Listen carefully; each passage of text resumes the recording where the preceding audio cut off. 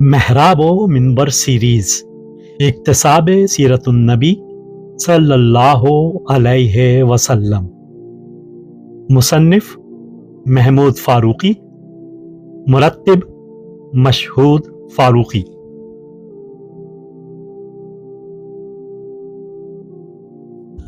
آٹھواں حصہ ہجرت و غزوات اور قیام ریاست اسلامی، مصنف محمود فاروقی، مرتب مشہود فاروقی۔ 14واں باب میدان جنگ میں۔ غزوات نبوی میں جنگ کے اصول و قاعدے۔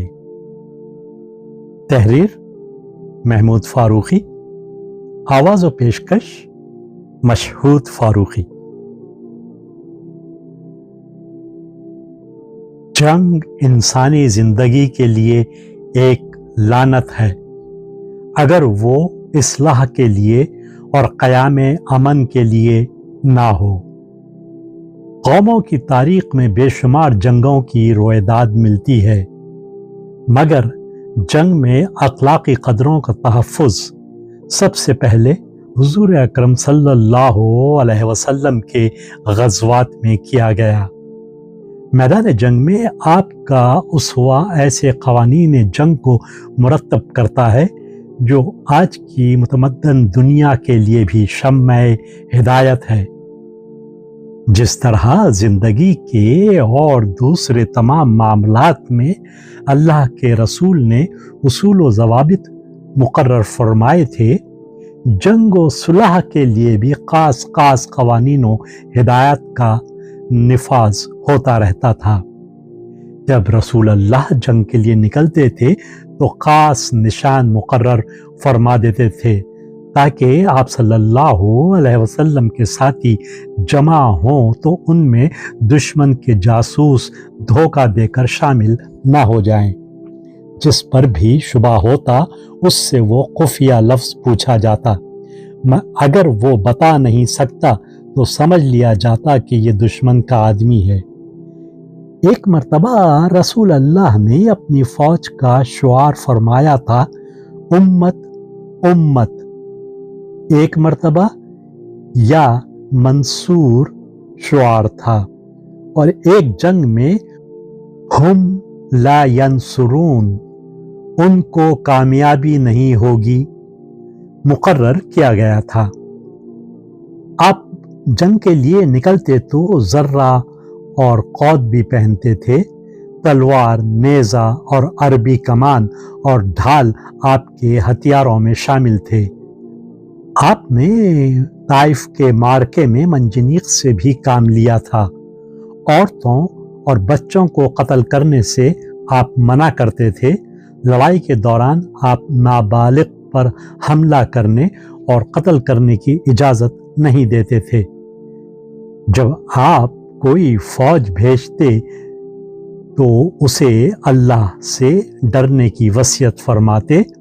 آپ کا ارشاد ہوتا، اللہ کی راہ میں سفر شروع کرو اور جو اللہ کا انکار کرے اس سے جنگ کرو اور مسلح نہ کرو، دھوکہ نہ دو اور بچوں کو قتل نہ کرو۔ حضور اکرم صلی اللہ علیہ وسلم نے دشمن کے علاقے کی طرف قرآن پاک لے کر سفر کرنے کی ممانعت کی ہے۔ آپ فوج کے امیر کو حکم دیتے تھے کہ دشمن سے جنگ کرنے سے پہلے اسے دعوت دو کہ وہ یا تو اسلام اور ہجرت کو قبول کر لے یا پھر ہجرت کے بغیر ہی اسلام کو قبول کر لے۔ دوسری صورت میں وہ مسلمانوں کی طرح غنیمت کا حقدار نہیں رہے گا، اور اگر وہ اسلام قبول نہ کرے تو پھر جزیہ ادا کر دے۔ آپ کی ہدایت تھی کہ اگر یہ شرائط قبول ہوں تو ٹھیک، ورنہ اللہ سے مدد چاہو اور جنگ کرو۔ جب آپ دشمن پر فتح پا لیتے تو منادی کرانے کا حکم دیتے، फिर सारा माल गनीमत जमा किया जाता और उसका 5वां हिस्सा कमस अलग कर दिया जाता और बाकी फौज पर तकसीम फरमा देते। सवार को 3 हिस्से, एक सवार का, 2 हिस्से घोड़े के, प्यादा को 1 हिस्सा अता होता था। माले गनीमत में हुजूर अकरम सल्लल्लाहु अलैहि वसल्लम को जो हिस्सा मिलता था उसे सफ़ी कहा जाता था। चुनाचे आपने जुबैर बिन कैस की तरफ जो मकतूब भेजा था उसमें सफ़ी का जिक्र किया था। अगर तुम गवाही दो कि अल्लाह के सिवा कोई माबूद नहीं और मोहम्मद सल्लल्लाहु अलैहि वसल्लम अल्लाह के रसूल हैं और नमाज कायम करो, ज़कात अदा करो, माल गनीमत से कम्स अदा करो और सफ़ी अदा करो तो तुम्हें अल्लाह और उसके रसूल की अमान है। आप सल्लल्लाहु अलैहि वसल्लम के पास जुल्फ़िकार नामी तलवार थी, वो भी सफ़ी में आई हुई थी।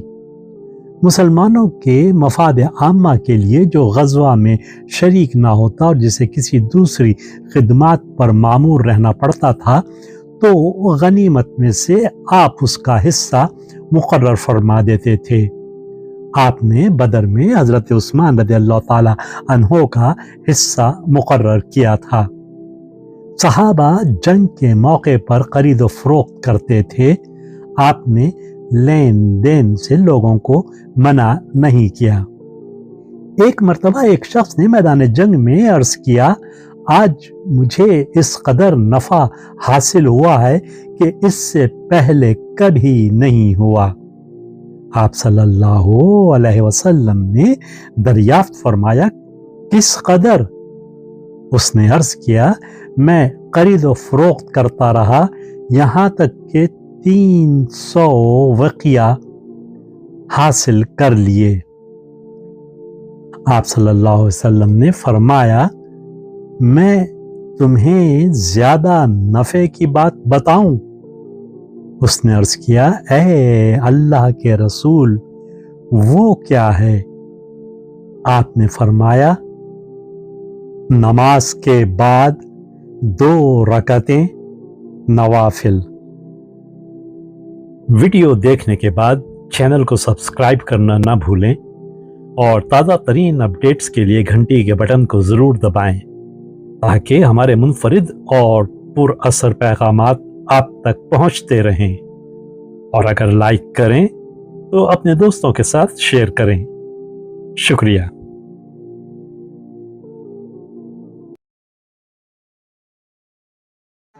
किरण किरण उजाला